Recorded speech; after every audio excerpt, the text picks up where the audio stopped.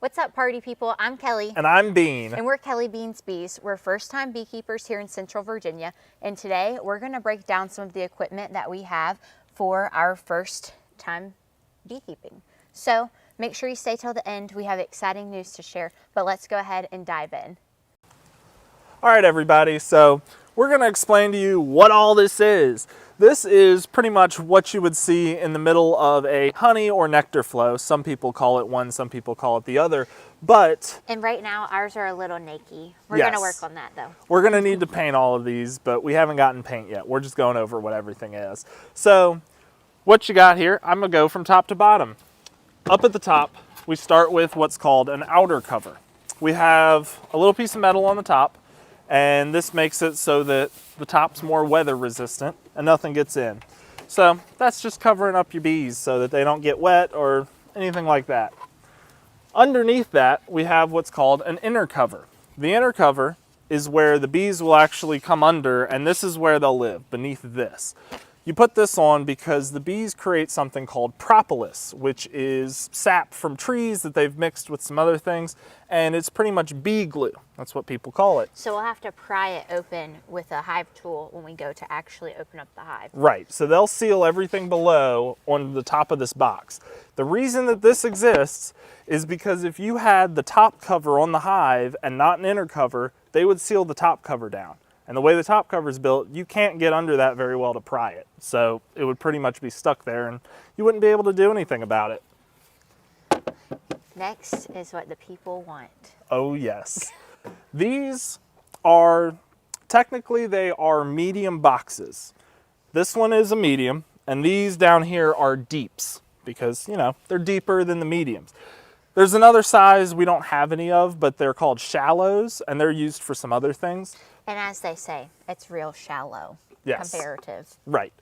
So with our mediums up here, this is the part of the hive where we would take honey from. So this is, as she said, what everybody's excited about. So if I pull one of these off, would you like to pull a frame out? Yeah, so I don't know, can you see? Yep. Okay, We'll tilt so it we up. have 10 frames in here. And so usually when we're going through and inspecting, the bees are going to be working in the middle and they'll work at the outside, but the middle is where they start. So I'm just going to pull from the middle. And so this is what it actually looks like. I'll make a side note here. Yeah. You normally don't want to pull from the middle to start Sure. with. When there are actual bees in here, you want to start on the edges. So you And have go less of a towards. chance to squish bees when you pull frames out. Right. But for, you know, getting a frame out now, that's fine. Yeah, so I'm going to try to show you. I don't know how far. Okay, perfect. So you can see that there are little hexagons, honeycombs. And so this is actually what it looks like on each frame. So then they will just work here in the frames. So these are waxed, right? Yes, so we Yeah. have plastic foundation in there. That's Yeah. the black stuff. And then you may be able to see that on the frames, there's these little pieces of yellow that are dotted Yeah, around. some Not of sure if them- you can get that on the camera, but we can see it here. I think. But what it is it's a waxed frame. So they've taken beeswax from a colony somewhere and they melted it down and they've put it over the top of the frame or the top of the foundation is what this is called, plastic foundation. So this actually promotes the bees to come to it and draw their beeswax off of it, which is how the comb is kind of started. You can start without a foundation. It's just called foundationless, but you run the risk of the bees potentially drawing it strange where it doesn't go straight up and down. It's a little more taxing on the bees because... And it's hard to get out too if you're working in it, right? Right, so you don't, if you have foundationless, you don't want to do this because the only thing that's supporting it would be the beeswax, and beeswax can be bendy. So with the plastic foundations, I could take this out of a hive, I can look at it like this and flip it all over to see what's in it and not have to worry about it. Right, perfect. All right, so we have 10 frames in each box that we're working. I should say, this is a Langstroth style hive. There are multiple different types of hive, but this is kind of the standard that people use Kind of at this point. traditional. Right. Yeah. Normally with a Langstroth style hive, when you have a full hive like this, it's either 10 or 8 frames. And neither of them are really better or worse than the other one. We just decided to go with 10 frame to have a little bit more space for the bees. Sure. So we just have another medium up here, which We're hoping for extra honey. we'll get to it in a little bit, and I'll explain why. But we would actually call these medium supers that I'm taking off now. So this is the exact same as the last one I did. But, you know, we're hoping that at some point the bees will fill up 2 of these with honey and we can take that out. So next is a surprise. Bet you didn't see it there. So this is the queen excluder, and it does as the name says. It excludes the queen, so it makes sure that the queen can't get up higher than this is. So it just sits right on top, easy to remove. What else about it? So in our last video that you may or may not have watched, Hopefully you did. If not, hit the back up button and go look for it. Watch that after this one.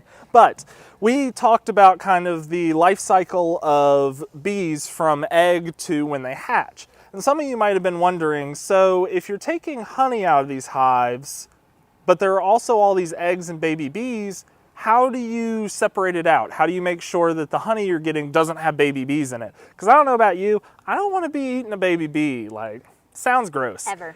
So what this is used for, these slats are actually thin enough that the worker like bees... He said these slaps, like that was good. Yes.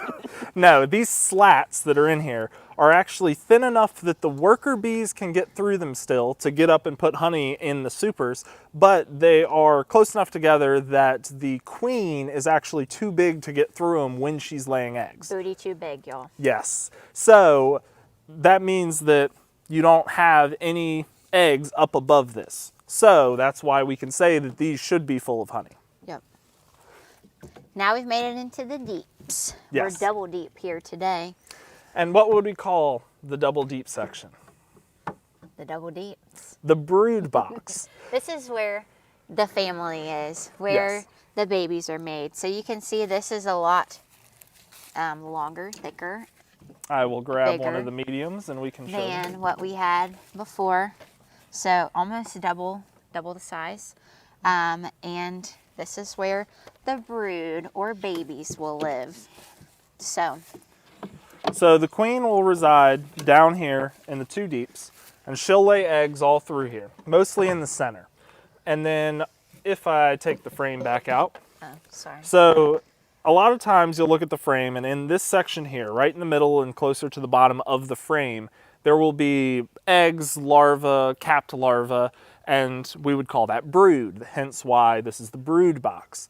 And so in the center there, you've got all of that. And then on the edges, you'll have honey, you'll have nectar that they brought in, you'll have pollen, things that they use to feed the baby bees.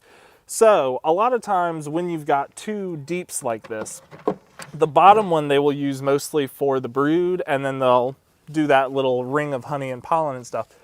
And then if they need it, they'll come up and start laying in the second deep. But a lot of times this is more honey and pollen than it is brood.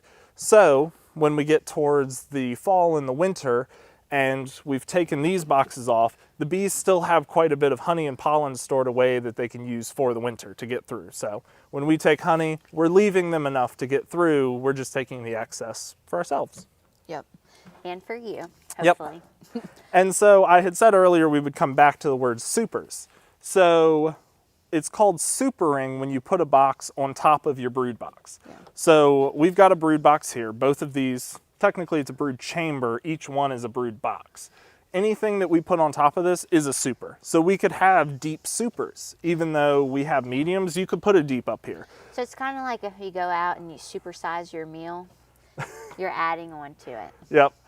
But the thing to think about when you're putting supers on a hive, honey weighs a lot. And the wood here doesn't, it's got some weight to it. Yeah. So if you put a deep up here and it fills up with honey, you could have a box that weighs 70 or 80 pounds that you're having to pull off the top of this hive. And I don't know about you, but I don't know about lifting 70 Right. or 80 pounds all the time. So with a medium, it's closer to 40 or 50 pounds that you're having to lift. So it's a lot more manageable, which is why we went with mediums. And then shallows are even lighter than that if you were getting into this and needed something that wasn't that heavy, just so that you could work with. If I was doing it myself, I would probably go for shallows, but because we have Bean here, He's got the muscles, so he can go for a medium. Yep. So 2 brood boxes. And then down below, which, let's pull these off. On the bottom, Here, you might want to I will do one hand at a you time. this one. And then can you These just don't set have that aside? bottoms, so when you're moving them, it's really just Right. kind of strange. So I guess I'll show that potentially. Could you put a hand over the top of these frames for me? Just across the top so they don't fall out. So if we flip it over, it's just the bottoms of the frame. So the bees can move freely up and down through here. Yeah. So they can get anywhere they need to. And there's little handles, so that's nice too. So down here, we have a bottom board. This is what the hive will sit on. Ours is actually reversible, so depending on which direction we put it, Depends on how we're feeling that day. I'm just kidding. it'll depend on the height that the bees can walk in and out of here. So if we do it like this, you can see the wood on the side is pretty short. So the bees, they won't have a whole lot of distance between the bottom board and the bottom of the first deep to go. If we flip it over, they'll have a little bit more room. So if we've got, say... So why do we do that? Like, what's the, Right. Why? So if we have a hive that's in maybe fall or a time where we don't really have a whole lot of honey or pollen coming in, then we could theoretically flip this over to the shallow side.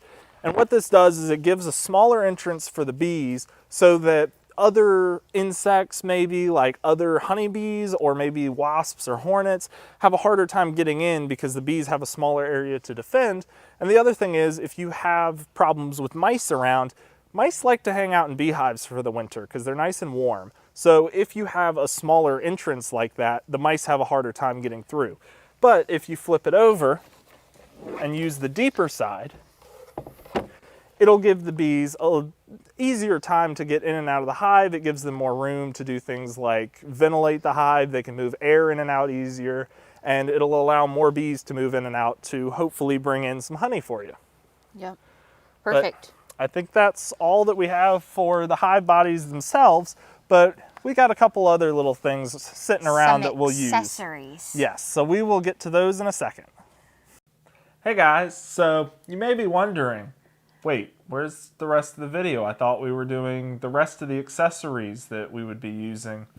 Well, Somebody is so long-winded. that would be me.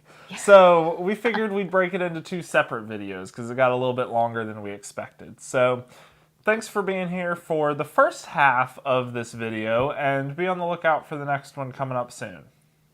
Also, you might be wondering, what was our news? Because we did have news. Yeah, it's in our second video, but we're going to also share it here. So we ordered overwintered nucleus colonies. We did. So what does that mean? It means they made it through the winter and they are strong and they are ready for their new home. So that means that we will actually have bees next month, which is crazy. So we have a lot of little things that we need to do, like painting the hives, putting some things together, and really just doing a little bit of prep work before we actually get the bees. So we're getting them earlier than expected, but hopefully we will have honey maybe earlier, and hopefully they'll have a better chance to live too. So I know we're excited. I hope you guys are too, because that means you get to learn quicker. yes. But I think we will see you in the next one. Bees out.